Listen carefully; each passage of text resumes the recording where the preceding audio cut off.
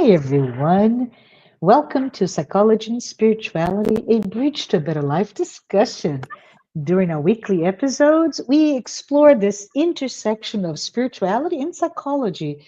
And as a result, we are able to, little by little, get to understand, to interpret, and most importantly, interject the internalize, I guess is the better word, this timeless wisdom that both psychology and spirituality bring to us.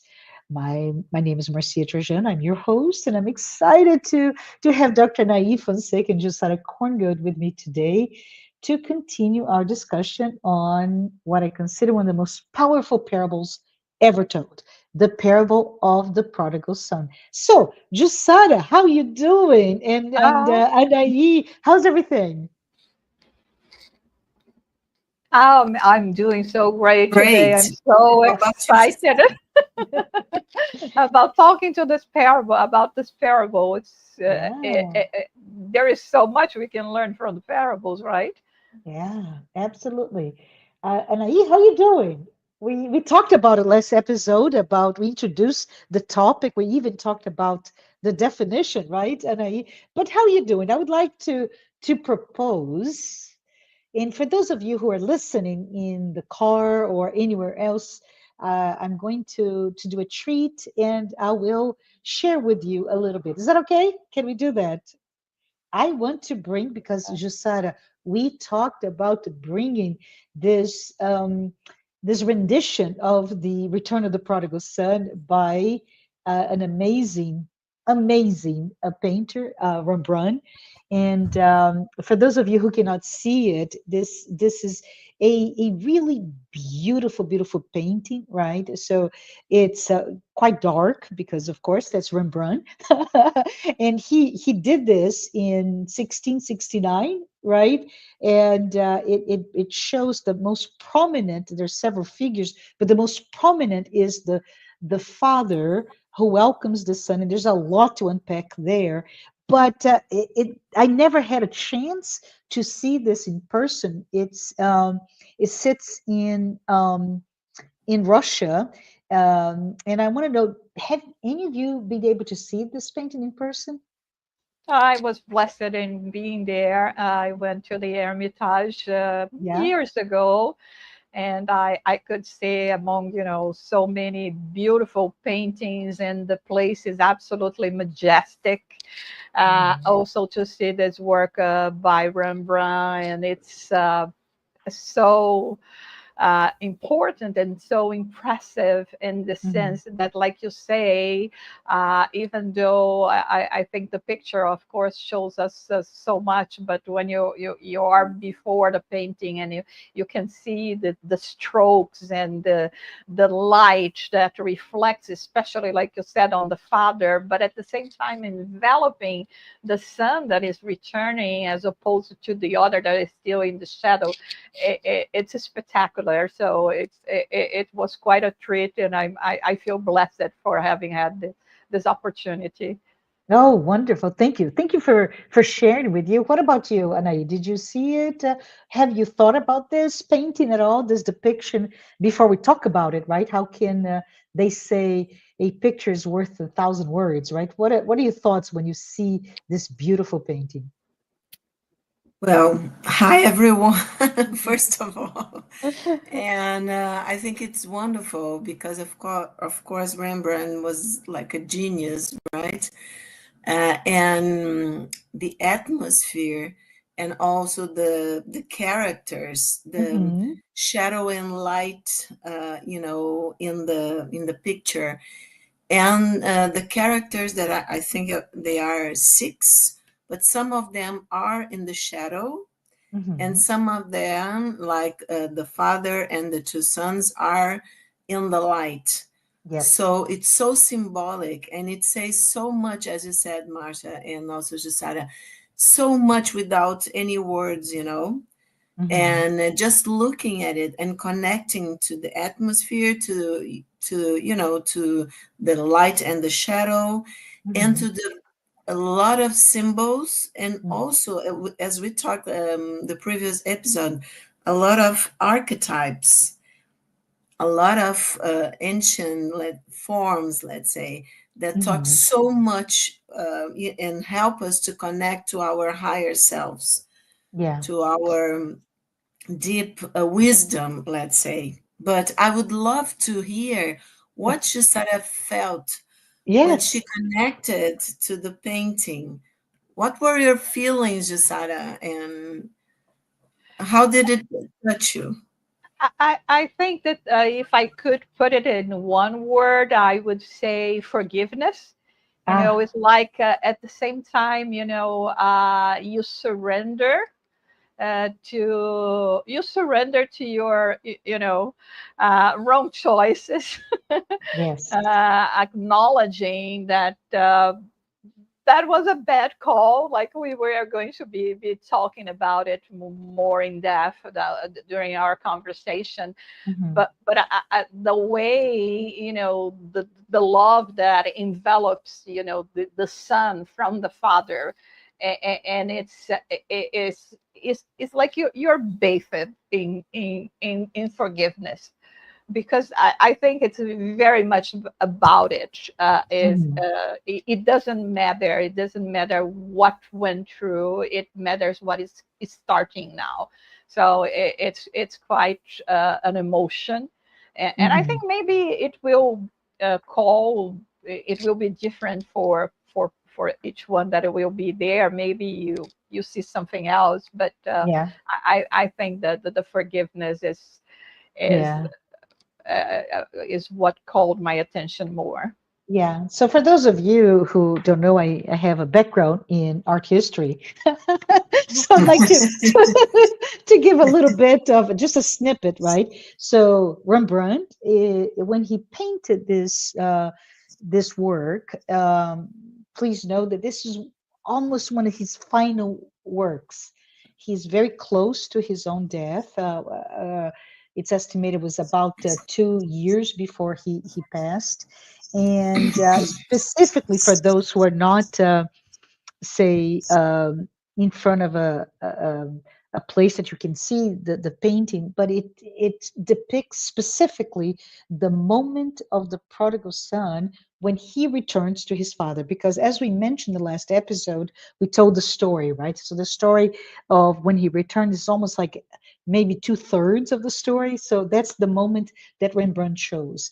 And through, as Jussara and both Jussara and Anahy mentioned, he chose the play of light and darkness to really evoke, if you will, the sense of spirituality, right? And as Jussara said beautifully, the message of forgiveness.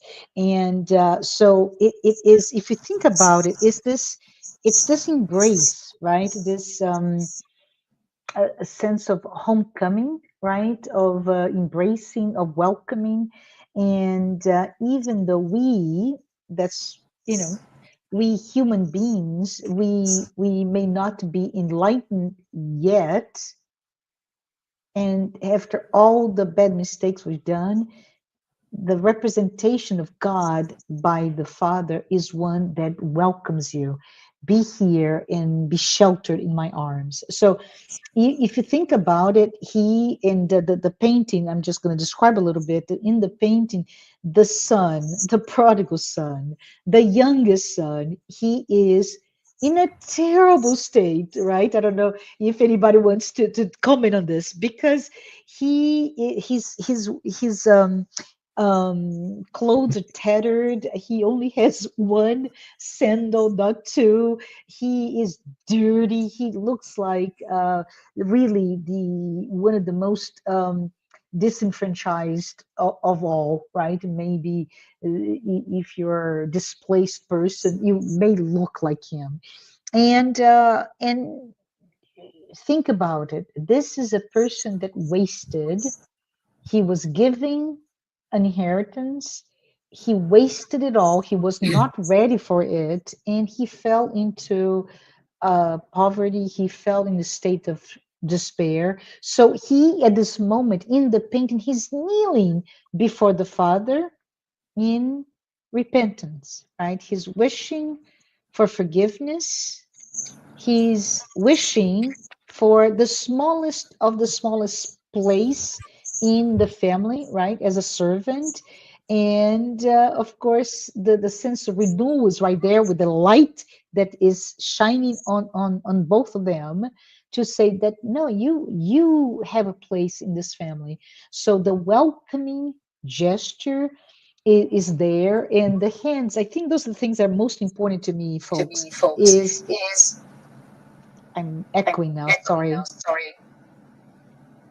So his hands seem to suggest that he was the mother and the father. And we talked a long time ago about the anima and animus aspect of this painting, right?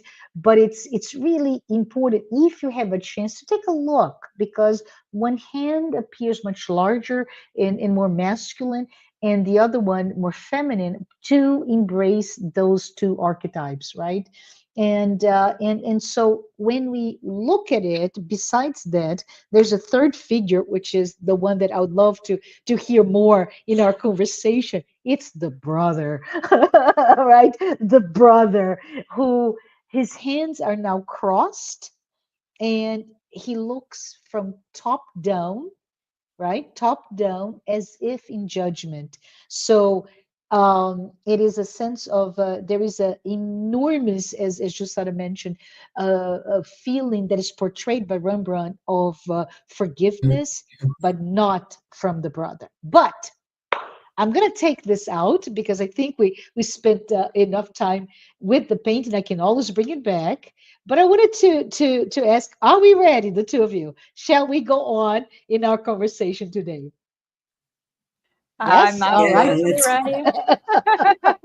Awesome. Yeah. So as we know, this is the part two of our episode, and I just wanted to know if all of us who are here together, you in the live in this recording, and me who's here with the immense pleasure to be here with Anahy and Jussara, right? And we're going to explore those figures. So just again, and this exploration, I'm going to ask to bring again, like the two different hands, the perspective of psychology as well as spirituality.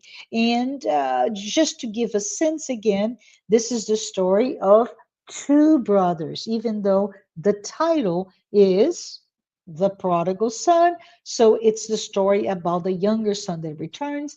And we say, no, this is the story of two brothers. And the prodigal son is the one who returns. And with it, from a symbolism perspective, it's about what?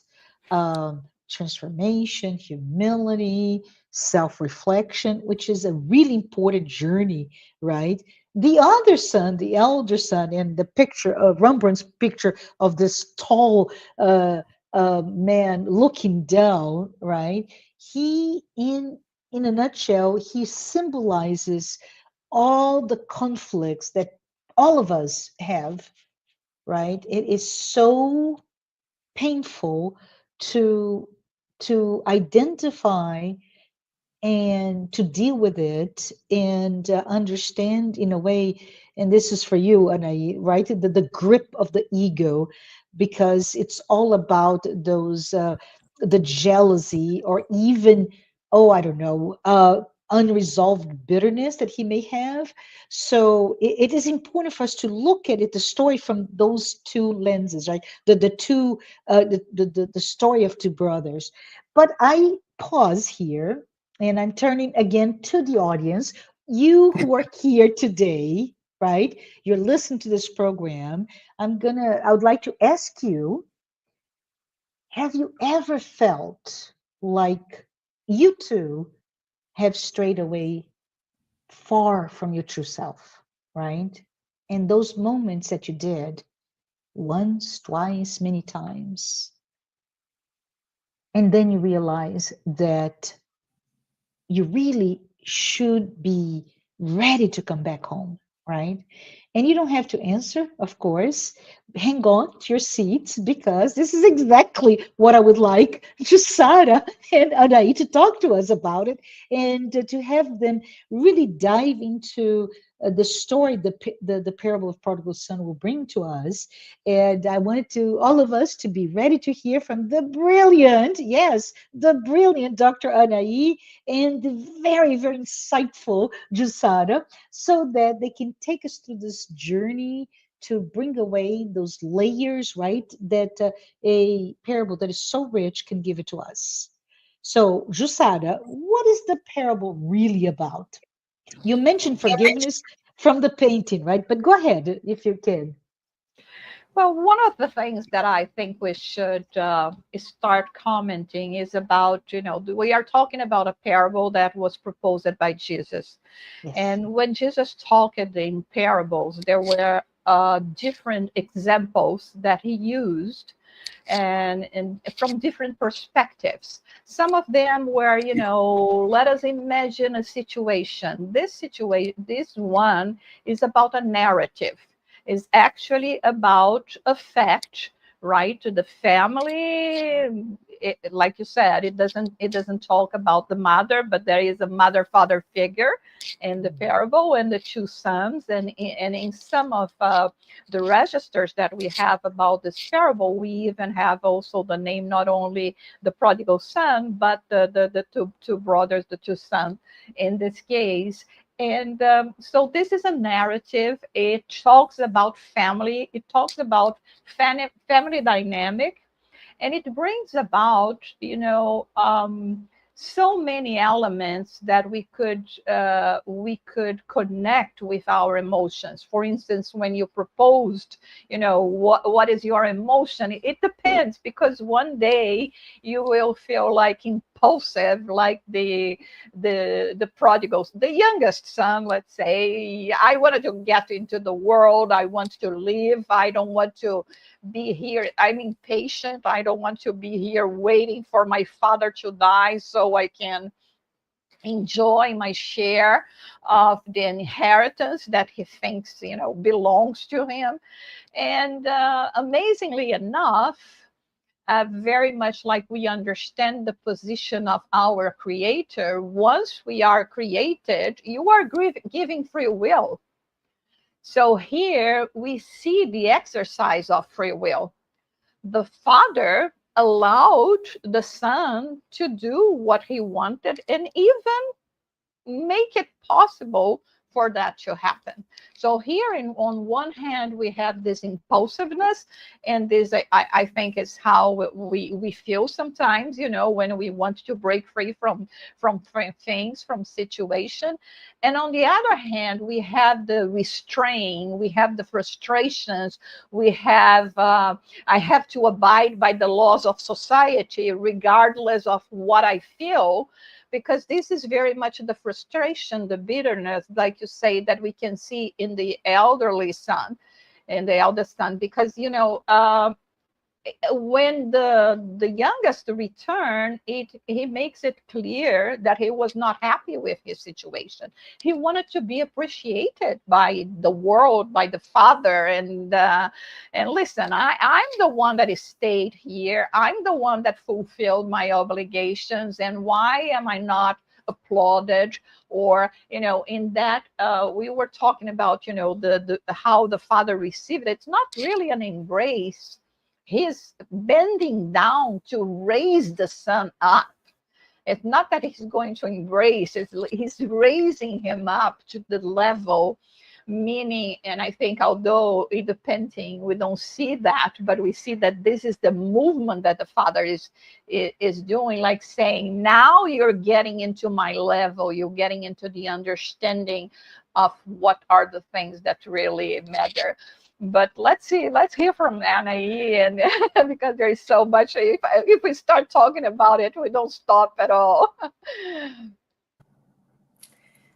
Well, but it's great. I love because we connect with everything that we are thinking. And that's why I talked about the archetypes, because everything that you are talking about, Marcia and Jussara, are things that we in our lives go through, most of us, and as humanity, because the great things about the parables is that they talk to each one of us in our personal history, or right, our story also, because in our past as spiritual beings evolving, and also in our personality here. So we all make mistakes, and I wanted to remind everyone that, Marsha, when you said, "Oh, he got his inheritance because the father gave him part of it, his money," but it reminded me that he asked the father in the parable for his share.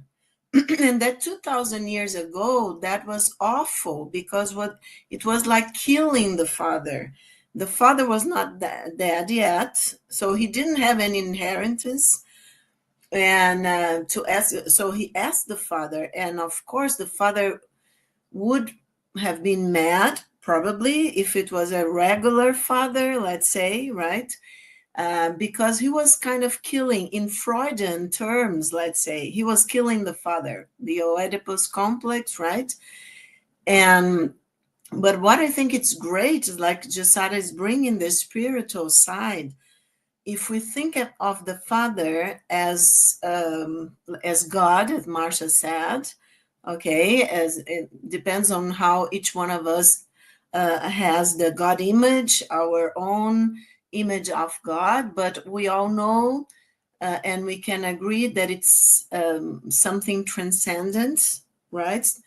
Or some spirit, let's say, with a capital S, or the creator, or who, it doesn't matter how people understand or try to or have the image, but we know that it's something that created us, and all loving energy, and all loving intelligence and all of that.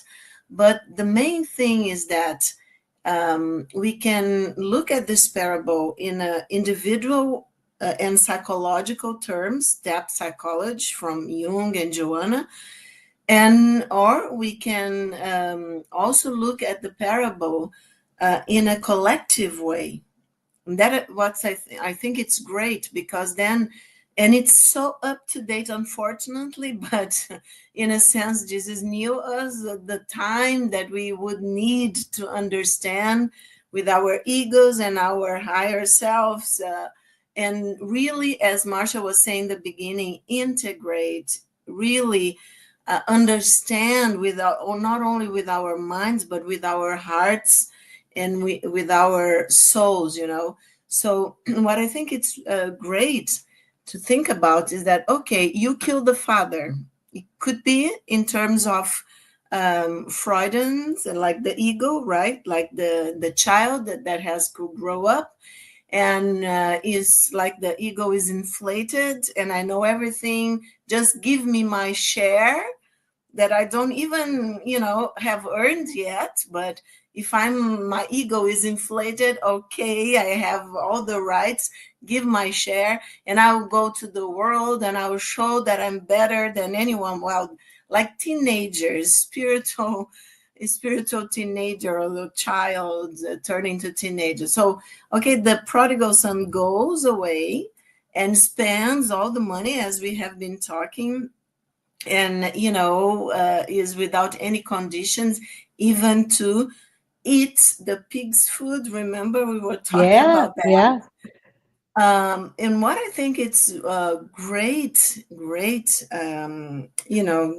of course, Jesus the Christ had all this connection to the source, and could understand each one of us out of space and time, what we would need to reflect upon to what? Return home.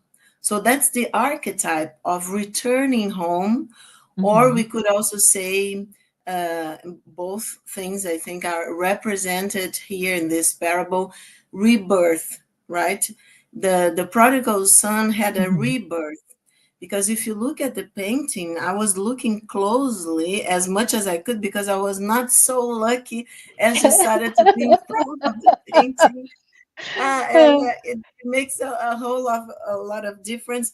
But what I saw in the head of the prodigal son, yeah, and that's the genius of Rembrandt. He's like a baby. He's like wet, not only Yeah. bald without hair, but like wet. And he's the father dash mother, right? The creator is holding, as Marsha told beautifully, with the two hands representing the feminine and masculine forces of the spirit, right? Mm-hmm. The tenderness, the acceptance, but also the strength, as Jussara said, the to forgive. To forgive, we have to understand deeply, and we have to understand that our child Mm-hmm. will have to go to the world and we'll have to learn and to make mistakes. So this is the father, the masculine force of the spirit, saying, like Jesus had beautiful balance, of course, between feminine and masculine. So it's represented also in the image of God, of the Father. We can look at it Mm-hmm. this way. The feminine and the perfect balance between feminine and masculine, as Marsha said. But what I thought it was also great is Mm-hmm. that the head of the prodigal son is like a baby, kind of like wet, and it's in the womb and the chest and the womb of the father. We Mm. could think of a rebirth of Interesting. coming back, going back, returning home, our cosmic, you know, Let me bring that to go the ahead, go ahead. so we can talk about, because it's quite interesting, the position, right, in the belly of the father, the womb, in this case, symbolically speaking. Go ahead. Yeah, so I think that was so, like, I wanted to go home too, looking at the picture. I don't know about you guys, but and when we think of the craziness that we as human beings still do in the world, Yeah. wars and hunger and people hating each other and all this stuff. This is going, we need to return home as human beings. All the fraternity, the understanding that we are part of a whole that we call a transcendent whole that Mhm. has everything in it, all the love, all the creation, all the understanding, the acceptance, the compassion, that is within our creator. So we need to go back home. So what I think it's wonderful in this parable is that we can look as individuals, like Jesus saying, okay, you Mhm. are going to, do a lot of you're going to mess up things, you're going to do a lot of mistakes, but here the creator God, father and mother, is always here looking at you, Yeah. because in the end, if you remember the parable, when the son arrives, and this 2000 years ago wasn't like this at all, the Mhm. father wouldn't move, right? The son would have to come to him. And in the parable, the father runs to the son and holds the son, It's so hugs the son. beautiful. Just that, the symbolism of going toward the sun. Yes. Yes, and totally accepting. Can you imagine that when Jussara talked about forgiveness? I wanted to be forgiven like this. I don't know about you guys, but can you imagine the love you feel? Because it Yeah. doesn't matter how many mistakes, how crazy we have been. We have this eye of the Father, Mother, God looking at us all the time. And when we say, yes, I have made a mistake, please accept me, we don't even have to ask, because the son didn't have to go to the father came to him. Isn't that wonderful? Just Sarah, what can you tell us about, spiritually speaking, about this movement. I think there is also a movement of self forgiveness because, Mm. if he couldn't be humble enough, and in a way, even if unconsciously self forgive, he wouldn't be able to take the journey back. And Yes. there are so many things that I can only imagine when Jesus was telling this parable, that if it today's for our standards and understanding, it's, really a disrespect, right? Imagine at that time, we are talking about the Jewish community. For starters, the youngest son had no rights. Basically all the rights were to the older son, right? He is the one that is going to inherit the father's fortune, wealthy, so to say, and he is the one that is going to be taking care of the family. So here we are already talking about a very small fraction, perhaps, that was not related to him, related to him being the youngest son, going out, and then the way Jesus choose to say he had to go and work in a pig farm for a Jewish to be next That's to right. an animal that is considered completely unholy, not even the food of the pig he could eat. That's Yeah. why he was also starving, because it was completely against his, the way he was brought up and everything. So having to take the journey back requires this self forgiveness, and the realization of, I need emotional nourishment. Is not only about Mhm. physical nourishment, but emotional nourishment that I had in my father's house. And he goes humbly, because he's not expecting to be forgiven, but Mhm. just being able to work for, to survive, but to be in a completely different environment, as Yeah. opposed to the other son, Yeah. that according to the Spirit Emmanuel, there is a message in the book, Words of Eternal Life, that we have it in English already by Emmanuel Chico Xavier. Hmm. He talks about a passage that is called the Son and the Censorship. So the older son was a censor. He was looking down and having all those emotions of, I did what I had to do, and what is my reward? Marcia, you are going to say something? No, this is silly, everyone, but this is going to today's, right? And not even today, but closer to us, thinking we're talking about Jewish society 2000 years ago. And I love what you put that. So beyond the individual and the collective from a psychological perspective, there's the question, the context, the cultural context, right, Jussara? And the Mhm. thing that came to my mind, no judgment, everyone, no judgment, and on me or on the story, but it's the story of one of the long-lasting and very famous aristocracies, right? The British royalty, and the fact that King Charles at the time, Prince Charles, without a mother, the mother is gone, had two sons, and the Mhm. younger one, Prince Harry, leaves. And there is this very interesting as he departs because he wants to experience a different life. He's struggling. The departure, the exile, if you will, from his work in that family had a lot of difficulties, and we keep hearing lately these attempt at reconciliation and return.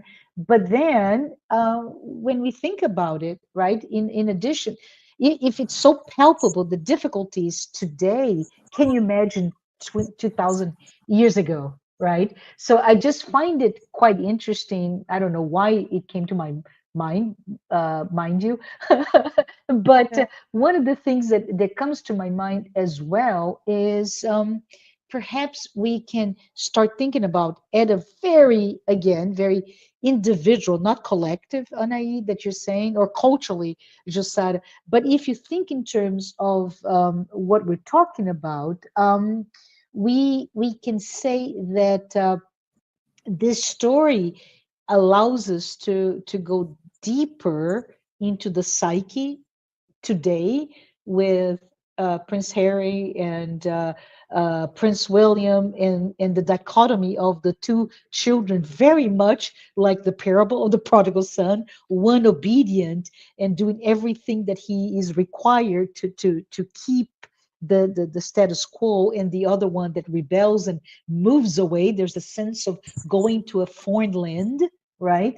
Um, but there's also the tension that, you said earlier, Jussara. I don't know if you want to speak further. The tension about the impulsiveness. I want it. I want it Yeah. now, right? And I keep saying it. I self-diagnose myself as ADHD. So I said, "Hello, ADHD brains out there. This is us, the prodigal sons. We want it. We want it now." But from a psychological perspective, right? And this is really an egoic response. Can I Uh, just say something? yeah, I was absolutely. thinking, one thing that I think is very important for us to, to bring to, to our reflection today Mhm. is about how the story resonates in us. Are Yes, we among those that will say, I'm happy that he had a horrible experience, that he had to go through hunger and Mhm. poverty and humiliation? Or are and the other son was right, he had to Yes, be completely against the position of the father, because this is a very materialistic way of seeing things. Or are we already, Mhm. indulgent, or we have Mhm. compassion in related to the mistakes that we all make, I love it. the Yeah. bad decisions that we all make. So, Mhm. since we always talk in spiritism, and Joanna de Angelis, Allan Kardec, we are always talking about the law of progress. We have to cheer for the progress of others. Yeah. Sometimes we see, yeah, we will see others fail, we ourselves failing, but it doesn't mean that we cannot correct our ways, amend our ways. So, by looking at this example, and this is what Jesus was saying, this is what he was, the message in my perspective is all about that, is about saying, listen, he was giving free will. You, as human beings, you have your free will. But there is the right way of doing things, and there is the bad way of doing things. Yes. When you Yes. choose the bad ways, there will Uh, be consequences, actions, and reactions. When you choose the good ways, there will be the consequences. But it doesn't mean that at any point you can redo,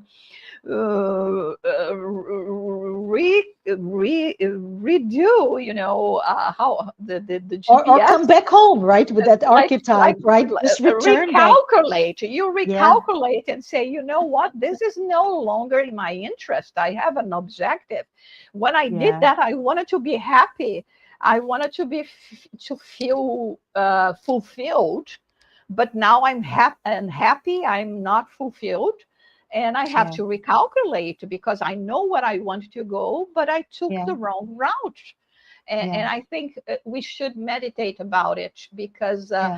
we should learn as well to cheer for people that are taking, that are being courageous enough to acknowledge, even if for themselves, that they were in the wrong, and they are humble enough and courageous enough to take a different path.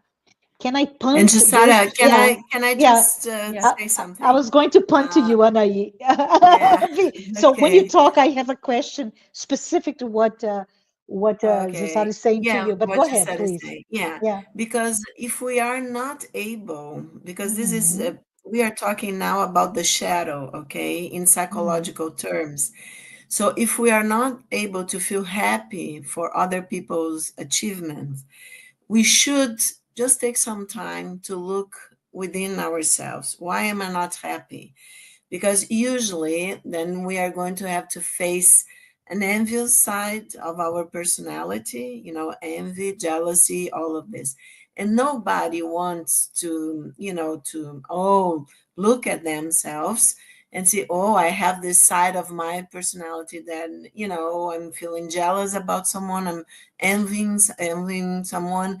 So the important thing is to remember, as Joanna tells us, Mm-hmm. that we shouldn't be afraid of this moment of self analysis, of self encounter, because we all have shadows. The prodigal son, as Joanna says, had a huge shadow, let's say, of being spoiled, being selfish, Uh-huh. not being unconsiderate of his father and of his brother, of his family. But as Jussara said, he surrendered to his shadow. He went to the world. He learned with his mistakes, because otherwise he wouldn't come back home, right? Yeah. Yeah. The other son, as Marsha was provoking us to look at the other son, was sorry, feeling very envious and jealous of the prodigal son, because as you said, he stayed, so, and everything should be his. So in a certain way, the other son, and it's beautifully painted, because the other son is tall, is noble like the father, has the Mm-hmm. clothes as his father and all of that, but he's looking down at the prodigal son, and he cannot feel, as Jusada is saying, happy for his brother, who has, as the father said, he returned home. He was dead and now he is alive again. So how come I don't feel happy? And this can happen to any one of us, because even if I feel or understand that I love my brother, and Uh-huh. by my brother can be blood brother or friends or whoever, colleagues or whatever, I should love. And we have a lot of emojis of beautiful hearts and Uh, heads with a lot of love, but I can put this kind of emojis in my message, text message and whatever, but I'm not feeling that. yeah. And maybe I don't want to accept that I'm not feeling that. And it's so, so important. Joanna is going to tell us why. Why is so important that I recognize my feelings as the prodigal son did. Like, do we say reach rock bottom, right? Yeah. Go to the bottom of all my worst aspects, but look at them so that I can be rebirthed, that I can integrate, as Marsha was saying, Mm. these forces within myself, because Joanna said that this is the path for the numinous, Yes. that we call the sacred, for returning home within us, in the sense of finding God, that it's not outside of us, it's inside of us, because we are his children, his creation, right?